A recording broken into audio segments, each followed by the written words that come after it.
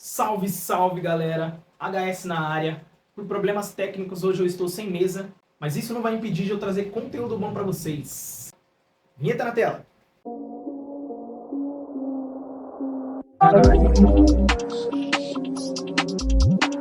Bom, no momento desse vídeo, eu já postei alguns vídeos anteriores e só queria agradecer muito todo mundo que parou para visualizar o meu vídeo, que curtiu, comentou e etc, que me deu essa força aí e principalmente que se inscreveu. E você que não se inscreveu, por favor, se vocês puderem me ajudar, é só se inscrever. O botãozinho vai ficar do lado da tela, eu acho que fica desse, porque depois que eu postei o vídeo eu reparei que o botão fica... Enfim, sem mais enrolações, vamos pro conteúdo do vídeo. Do anime que está sendo mais comentado nesse começo de 2024, o anime Solo Leveling. Então bora lá. O anime se inicia com um diálogo ali em uma base aparentemente militar, né? Que os humanos estão planejando fazer um ataque.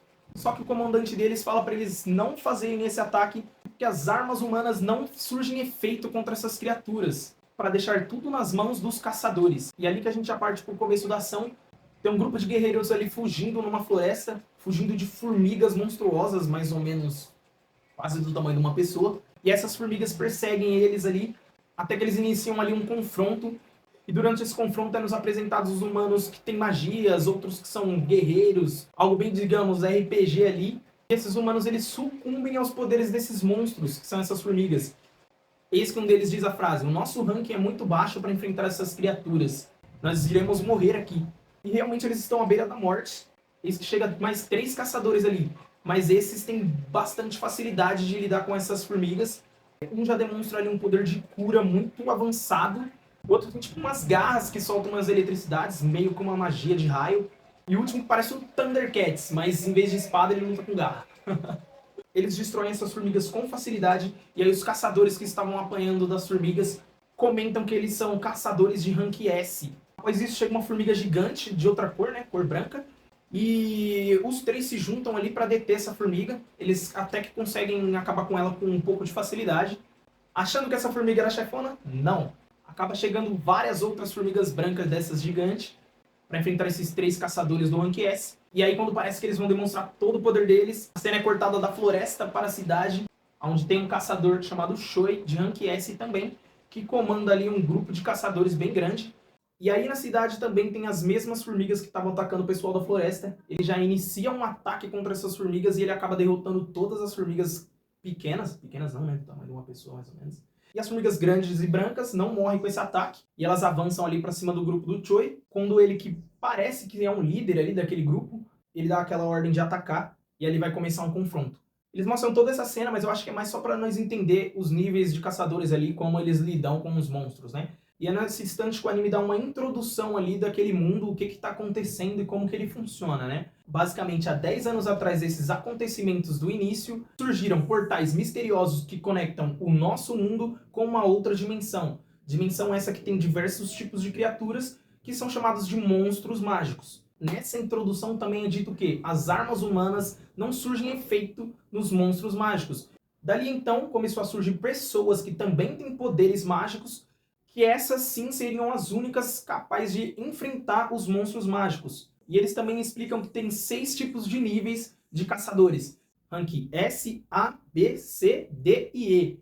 Tá, tudo isso parece até um pouco clichê, mas por fim eles jogam ali um tempero em cima, que seria: se uma pessoa desperta os poderes mágicos, logo ela vai estar classificada em um desses níveis. E a partir do momento que ela é classificada em um desses níveis, elas podem treinar a vida inteira que esse nível não vai subir. Ou seja, se existe um caçador do rank E, ele para sempre vai ser um rank E, que é um rank muito fraco. E assim consecutivamente com os demais ranks. Eu acho que é aí que entra a graça na nossa história. Alguém que nasce para ser um perdedor, sempre vai ser um perdedor. E alguém que nasce muito foda, sempre vai ser foda. Depois dessa batalha contra as formigas e também da introdução a esse mundo do Solo Leveling, eles começam a apresentar a nossa história principal, que vai se passar 3 anos após os acontecimentos ali da batalha com a formiga e tal. E aí que entra o nosso protagonista, o Jinwoo. O Jinho.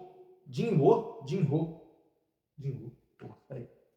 E para dar início ali, tem um grupo de caçadores que estão pensando em entrar em um portal. Eles chamam isso de raid, que eles vão até o portal da outra dimensão para confrontar os monstros.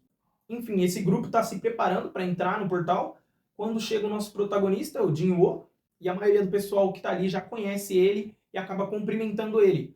Até que tem um diálogo que um deles pergunta: Quem esse Jin-Woo aí? Esse cara aí parece ser forte, hein, mano? Tá todo mundo comentando sobre ele. E aí, pra nossa surpresa, ao invés da resposta ser positiva, ela é justamente ao contrário disso. Ele é bem conhecido mesmo. Ele é bem conhecido por ser o mais fraco caçador que já existiu. O nosso protagonista já chega ali pra enfrentar a Raid todo ferrado. Eis que chega uma amiga dele chamada Jo-Hee. E aparentemente ela se preocupa demais com o Jin-Woo. Ela acaba chamando ele de canto ali pra conversar e pra ele explicar o porquê que ele tá todo ferido. Ele explica que ele estava fazendo uma outra raid e ele acabou se ferindo bastante, mas que pra ele isso é normal. Ou seja, é normal ele se ferrar toda vez que ele enfrenta os monstros mágicos. Beleza, esse grupo de caçadores acaba entrando ali no portal para iniciar a raid, né? Enquanto isso a gente corta para uma outra cena onde tem um cara que parece ser dono de uma empresa conversando com um dos seus subordinados e eles estão falando justamente sobre a raid. E nesse diálogo é nos explicado outras coisas também sobre o mundo do solo leveling. Eles explicam que os monstros mágicos, quando eles morrem, eles liberam ali pedras da essência, que elas são usadas para ser convertido em armas e também usadas para ser vendida. E também dos cristais de mana que têm a mesma utilidade, só que são um pouco menos valioso. Sendo assim, ser um caçador é como se fosse um trabalho. Eles entram nessas raids, acabam com os monstros e acabam pegando essas pedras e esses cristais como recompensas para ser trocado pelo governo. E também é explicado que o governo está interessado nessas pedras, nesses cristais, para criar uma nova energia. Energia essa que seria melhor que energia elétrica, térmica, eólica e etc. É uma nova energia que moveria ali a Terra, digamos que uma energia superior. A minha teoria é que isso vai dar alguma merda podendo cair em mãos erradas ou até na mão da humanidade mesmo, essa energia não ser uma energia boa, digamos assim. Enfim, esse diálogo se encerra e voltamos ali para Rage, onde mostra o nosso protagonista que ele conseguiu um dos cristais de mana, né? E ele fica muito feliz porque é muito difícil para ele conseguir derrotar os monstros mágicos. Mas enquanto ele tá feliz, ele acaba se distraindo, recebe um ataque de um Goblin ali, quebrando a faca que ele usa, né? Que é uma arma que ele usa, e também ferindo ele gravemente, né? Com um ataque na barriga. Os demais caçadores socorrem ele ali. Um dos tiozinhos pede para Jo-Hee curar ele, né? E ela, que já é toda preocupada com ele, vai ali e realiza a magia de cura, né? E ele fica melhor. Após isso, mostra uma cena de alguém no telefone com o Shoi, que é aquele mesmo que lutou contra as formigas no começo do episódio. E eles estão tendo um diálogo sobre recrutar novos caçadores.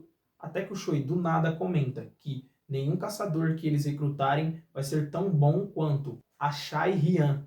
E aí você se pergunta, quem é Shai Rian? Cortamos por uma cena ali de dois meliantes em cima de uma moto roubando uma mulher na rua. Cena essa que é bem comum aqui em Osasco. Roubam a bolsa dessa civil e seguem ali na bala. Até que eles são surpreendidos por uma mulher no caminho deles. Até que do nada essa mulher que está no caminho, ela acaba desarmando esses dois bandidos a grande estilo, dando um mortal por cima da moto e pegando a bolsa ali com toda a classe. E aí os bandidos se espatifam no chão. Aparentemente ela tenta ser bastante discreta, mas o povo reconhece ela, e ela que é a Sha Rain, citada pelo Shoi na ligação. Percebe-se que ela não se dá muito bem com os holofortes e ela acaba ali fugindo daquela multidão que reconhece ela e começa a aplaudir ela. Beleza, voltamos para a cena do recrutamento ali, e ali aparecem novos caçadores. Volta a aparecer aquele cara que eu comentei que parece ser um dono de empresa, e sim, ele é presidente da Associação de Caçadores. Ele começa a explicar para os novos caçadores, né, ou seja, os que despertaram agora, e eles também têm a escolha, se eles vão querer seguir como caçadores ou não, e ele faz um discurso ali e deixa bem implícito que os caçadores, eles devem sempre ter medo. E aí que a gente vai para a parte final do episódio, eles encerram a raid com o Jin-Woo todo ferrado e a Jo-Hee toda preocupada com ele, curando ele novamente. Eles percebem que mesmo terminando aquela masmorra, existe uma segunda masmorra agregada àquela, né? Uma porta que leva a uma segunda masmorra. E aí que eles param para decidir se eles devem entrar nessa segunda masmorra ou não. E eles abrem uma votação se devem entrar ou não. Todo mundo faz votações alternadas até que dá um empate técnico, sobrando apenas o Jin-Woo para fazer a última votação. Ele pensa bastante e ali mostra um flashback dele pensando que ele realmente precisa daquilo, ou seja, ele precisa dos itens, né, valiosos para ter dinheiro para ajudar a mãe dele que está doente aparentemente e também para ajudar a irmã dele nos estudos. Então, mesmo sendo tão difícil para ele enfrentar os monstros mágicos, ele faz isso porque ele necessita de verdade. a decisão final dele é ir para a segunda masmorra. Eles entram nessa segunda masmorra, percorrem um caminho muito extenso, e durante esse trajeto, a Jeonhee tem um diálogo ali com o Jin-Woo. Ela permanece perguntando por que ele faz aquilo, que aquilo deixa todo mundo muito preocupado, principalmente ela, e ele simplesmente pede para ela não se preocupar. E aí ele acaba agradecendo ela por ter curado ele, e aí ela fala que a forma dele agradecer ela seria convidando ela para sair, ou seja, a mina é chonada nele.